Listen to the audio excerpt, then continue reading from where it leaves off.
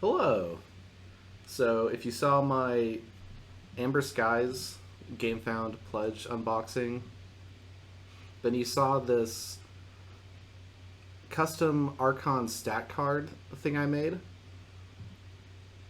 And so I expanded on this concept to be 4 pages. So now it's a booklet. And these are about the same size as KeyForge cards. So they fit into sleeves.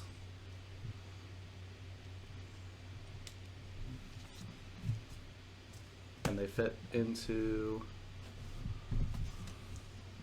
your Archon boxes.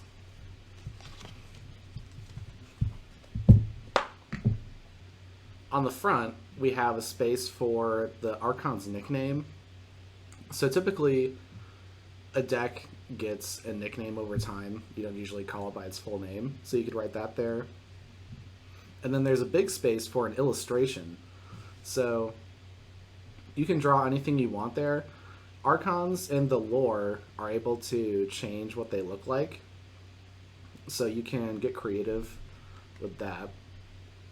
On the inside, we have a space for the date, and then height, weight, archetype and specialty, and description. And you can do basically anything you want with these spaces. And then there's a new page that's just blank for notes. So you can use that to write combos or your favorite cards and stuff. And then on the back, there's a table with 10 rows for recording the results of like 10 different Archon battles. So I put H and A above the right 2 columns for home and away. So you could put like 3 and 2 if you forged 3 keys and your opponent forged 2. So I started filling one in for this deck, Revered Broad Punch Hannah. And so I just called it Revered Punch, and I suppose this Archon decided to represent itself as a delicious bowl of punch, and everyone is revering it. Then so I had the date that I filled out the card, the number of amber bonuses, and the number of creatures for the height and the weight. And then archetype, I have mid-range, and it's specialized in Equidon Steel, because in the Equidon, there were 2 gem code vendors, 2 generous offers, and a permanent record, and like a way to recur that stuff. And then for the description, I put a catchphrase, so this punch packs a lot of damage. And then in the notes, I noticed that this deck could take advantage of Azure Tooth. So this is another Equidon card that sort of plays into that archetype. But after fight or after reap, move each amber from a friendly creature to your pool. Give control of that creature to your opponent. So I was writing down all of the cards that comboed with Azure Tooth, because I felt like that would be a way of maximizing the value in this deck.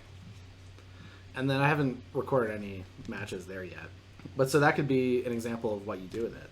I think this is a fun way to get more out of an Archon and to make it a more personalized adventure. Because it fits into like one of these decks, or because it fits into these boxes, you can put it into like the back here, for example. So when you open up the box, you have your custom stat card, and like if you wanted to just have your notes handy, then you could flip it the other way, and so when you open your deck box, you have your notes. So this can be a fun way to, perhaps at an event, like if you go to a sealed event, you could make one of these for you could fill one of these in for the deck that you open that day. Or if you're like at a vault tour, you could fill one of these out for like your favorite deck as you were playing a bunch of people. You could also use this for Alliance, perhaps. Like if you have an Alliance deck that you want sort of a unifying card for.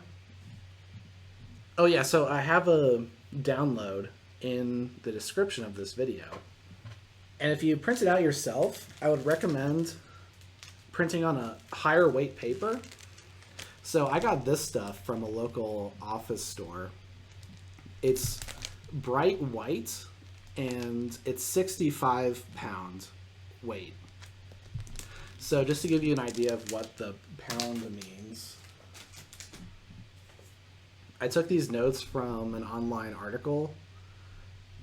But so 58 to 60 pound, it said, was the thinnest paper for double-sided printing. And then 80 pound is when you get into a mid-weight cardstock.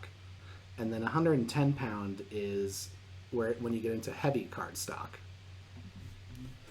So I got a 65 pound, and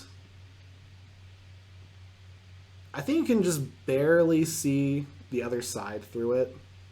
But if you print it on normal office paper like this early prototype, then it gets pretty easy to see the other side through the paper.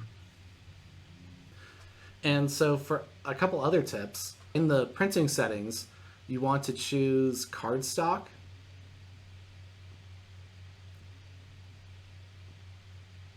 And then the high quality printing setting.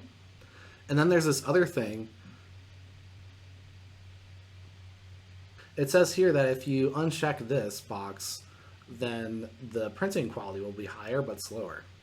Then also what I do is I manually flip the paper when I'm printing it so that the printer doesn't like make the printer askew when it flips it around.